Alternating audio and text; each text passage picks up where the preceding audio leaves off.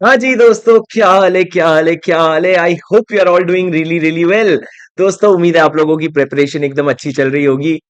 दोस्तों, ये एक छोटा सा वीडियो होने वाला है जिसमें मैं आप लोगों से थोड़ी बेसिक बातें करूंगा। जितने आप लोगों के डीएम्स आ रहे हैं और जो चीजें आप मेरे को प्रॉब्लम्स बता रहे हो अपने डीएम्स में, मैं उस बेसिस पे आपको कुछ एक जनरल गाइडलाइंस देना चाहता हूँ। सुन लीजिए, शायद इनमें से अगर आपकी भी कोई प्रॉब्लम होगी तो वो एड्रेस हो जाएगी। सबसे पहले दोस्तों, बहुत ही कम समय बचा है एग्जाम को, और क्या मैं ऐसा कह लूं कि जिस समय का था इंतजार वो आप आने ही वाला है आप लोगों के सामने। तो सर, कुछ चीजें ध्यान रखिएगा। जैसे कि सबसे पहले, आप लोगों के सिलेबस में अगर कोई भी चीज बची हुई है, कोई भी छोटे छोटे चैप्टर्स बचे हुए हैं या कोई भी छोटा छोटा कॉन्टेक्स्ट बचा हुआ है, जैसे इस समय पे मेरा जो है पेपर नंबर 2 यानी कि सीए फाइनल का एसएफएम का जो है, मेरा पूरा थियरी बचा हुआ था। क्योंकि मैंने सोचा ही था पहले पढ़ूंगा तो याद तो नहीं रहने वाला, लास्ट मोमेंट में पढ़ूंगा। तो आपके ऐसे कोई भी चीज है छोटी मोटी जो एग्जाम पॉइंट ऑफ व्यू से इंपॉर्टेंट भी है और जो आपने करने का सोचा था, वो अगर बचा है तो उसको खत्म करने का अभी ही टाइम है। अगर आपकी कॉस्टिंग के कुछ चैप्टर्स बचे हैं तो वो चैप्टर्स खत्म करने का अभी टाइम है। क्योंकि ये बाद में अभी अगर आपने नहीं किया तो ये बिल्कुल भी मत सोचिएगा कि एग्जाम के पहले आप उसको छू भी पाएंगे, फिर तो आपको छोड़ करके जाना ही पड़ेगा।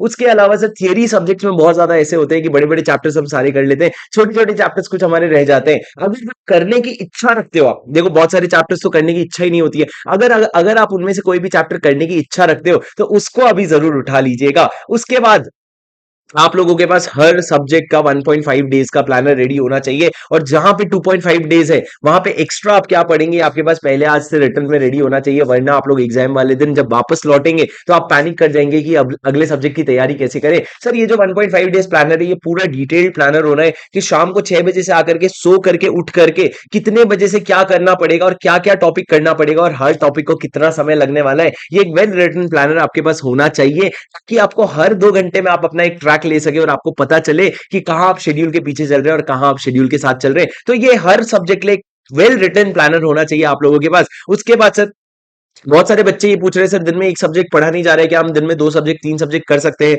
देखो दोस्तों, आइडियली तो आप लोगों ने अभी, आइडियली तो क्या होता है यार, देखो कोई रॉकेट साइंस, कोई मतलब एक रामबाण इलाज होता नहीं है। 4 सब्जेक्ट दिन में करने वाले भी रैंक ले आएंगे और एक सब्जेक्ट दिन में करने वाले भी फेल हो जाएंगे। तो ये सब रॉकेट साइंस नहीं है। मेरा ये मानना है कि वो चीज कीजिए जिससे आपका टाइम का बहुत सही यूटिलाइजेशन हो रहा है। मान लो अगर आप ऑडिट कर रहे हो, ऑडिट अगर पूरा दिन आपके दिमाग में नहीं जा रहे तो कोई बात नहीं ना, समय बर्बाद करने से अच्छा है जो समय में मेरे दिमाग में ऑडिट नहीं जा रहे उस समय में मैंने कुछ और पढ़ाई कर ली। तो आपका प्रायोरिटी रहना चाहिए that each and every hour of your day is getting utilize properly and you are getting. दिन में अगर आप बोथ ग्रुप दे रहे हैं तो दिन में आपको 12 से 13 घंटे की एफिशिएंसी निकालनी पड़ेगी। और अगर आप सिंगल ग्रुप दे रहे हैं तो नहीं नहीं करके भी 8 से 9 घंटे की एफिशिएंसी निकालनी पड़ेगी। तो ये आप कर रहे हैं तो आपके लिए आपको ये ध्यान रखना पड़ेगा, दिन में अगर एक सब्जेक्ट आप कर पा रहे हैं तो नथिंग बेटर। बिकॉज दोस्त देखो, 15-20 दिन बाद एग्जाम है और एग्जाम में आप लोगों ने एक ही सब्जेक्ट दिन भर पढ़ना है। तो चाहे वो ऑडिट हो, चाहे वो लॉ हो, चाहे वो आपका फेवरेट सब्जेक्ट हो, चाहे वो आपका वो हेटरेट सब्जेक्ट हो, सारे सब्जेक्ट आपको दिन भर पढ़ने हैं। तो प्लीज उस चीज का ध्यान रखिए कि उसकी भी कहीं ना कहीं आदत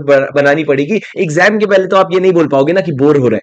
मतलब जब एग्जाम के पहले पढ़ लोगे, यानी कि अभी भी पढ़ सकते हो, कोशिश करो। नहीं हो पा रहा है तो 2 सब्जेक्ट कर लो। कोशिश करो कि 2 से ज्यादा मत जाओ, पर 1 will be the best according to me. It may vary from person to person. Sir, back calculated revision शुरू कर दो। जैसे कि अगर आपका फर्स्ट पेपर जो एफआरई अकाउंट्स होने वाला है उसके लिए आप कितने दिन देने वाले हो? बहुत सारे लोग उसके लिए 7-8 दिन देते हैं। देखो दोस्तों, उसमें भी एक चैलेंज है, आप इतने सारे दिन नहीं दे सकते। क्यों? क्योंकि 7 दिन पहले पढ़ा हुआ एग्जाम में थोड़ी याद आएगा, तो उसको फिर से रिवीजन करना पड़ेगा। तो नेट नेट मेरे हिसाब से 4 मैक्सिमम तो भी 5 दिन दे दो। उसके पहले पेपर 2, उसके पहले पेपर 3, उसके पहले पेपर 4, इस तरीके से बैक रिवीजन कैलकुलेट करना शुरू कर दो। और आपका अभी बैक रिवीजन चल रहा होना चाहिए। सर एक सिंपल सी बात समझो, जो चीज आप एग्जाम में 1.5 दिन में करने वाले हो, वो अगर आप आज आज 2.5 दिन या 2.5 दिन से ज्यादा लगा रहे हो ना, तो आप उसको एग्जाम के पहले 1.5 दिन में नहीं कर पाओगे। तो मैक्सिमम किसी भी सब्जेक्ट को अभी 3 दिन देने का टाइम है, उससे ज्यादा टाइम आपके पास नहीं है।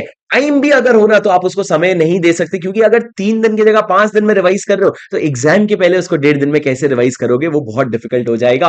और सर, सबसे बिगेस्ट प्रॉब्लम और सबसे कॉमन प्रॉब्लम मैंने लास्ट में बचा के रखा है। सर क्या कहा कह रहे हैं कि लोग, सर कह रहे हैं पढ़ाई नहीं हो रही है।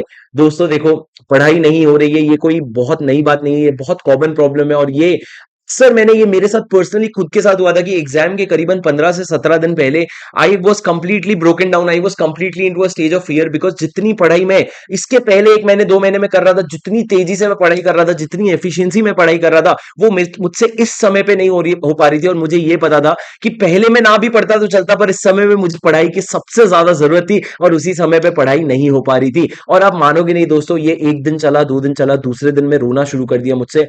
एकदम हो ही नहीं पा रहा था, और तीसरे दिन भी ये नहीं हो पा रहा था मुझसे, मेरे से एफिशिएंसी ही नहीं आ रही थी। घर पे मैं बोल रहा हूँ पढ़ाई नहीं हो रही, तो कह रहे नहीं नहीं तू कर लेगा, तू हो जाएगा, तू ऐसा कर वैसा कर, पर ये सब काम नहीं कर रहे थे दोस्तों, और पढ़ाई हो ही नहीं रही थी।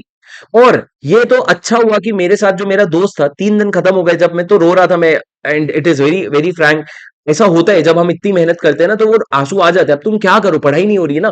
तो मैंने अपने दोस्त से बात की, मैंने उसको कहा कि भाई पढ़ाई नहीं हो रही है, तो उसने मेरे को कहा कि, उसने मेरे को बोला, वो मेरे साथ ही रहता था, वो कहता था भाई मैं देखो काफी समय से देख रहा हूँ, तू अपने आप को ना बहुत प्रेशराइज कर रहा है, तो अपने आप को ना बहुत नीचा दिखा रहा है, बहुत मतलब you are not appreciating for the things that you are doing, you are just criticising yourself for the things that you are not doing. अगर तुमने दिन में 10 घंटे पढ़ने का टारगेट रखा, अगर तुमने 9 घंटे पढ़ाई की, वो 9 घंटे की पढ़ाई को छोड़ करके आप वो 1 घंटे के लिए अपने आप को ताना मार रहे हो, तो इससे क्या हो रहा है, तुम अपने दिमाग पे बहुत ज्यादा प्रेशर डाल रहे हो, और ऑलरेडी एग्जाम का प्रेशर बढ़ चुका है। तो दोस्तों इतने प्रेशर में दिमाग काम नहीं करता है, तो आप लोगों को वो प्रेशर कम करने की जरूरत है। उसने मेरे को कहा कि तू एक बार शांत हो जा, अपने आप को थोड़ा सा अडोर कर ले, just be yourself, just calm down, जितनी पढ़ाई हो रही है उतनी पढ़ाई कर ले। और उसने मेरे को एक वीडियो दिया था सर, मोटिवेशन मेडिटेशन का, कोई ऐसा तोप वीडियो नहीं था, आप कोई भी मेडिटेशन का वीडियो उठा लीजिए सर, आप अगर एक बार पढ़ाई करने की मेहनत करना छोड़ देंगे ना, आप जब अपने आप में वो प्रेशर लेना छोड़ देंगे ना, पढ़ाई होना वापस शुरू हो जाएगा।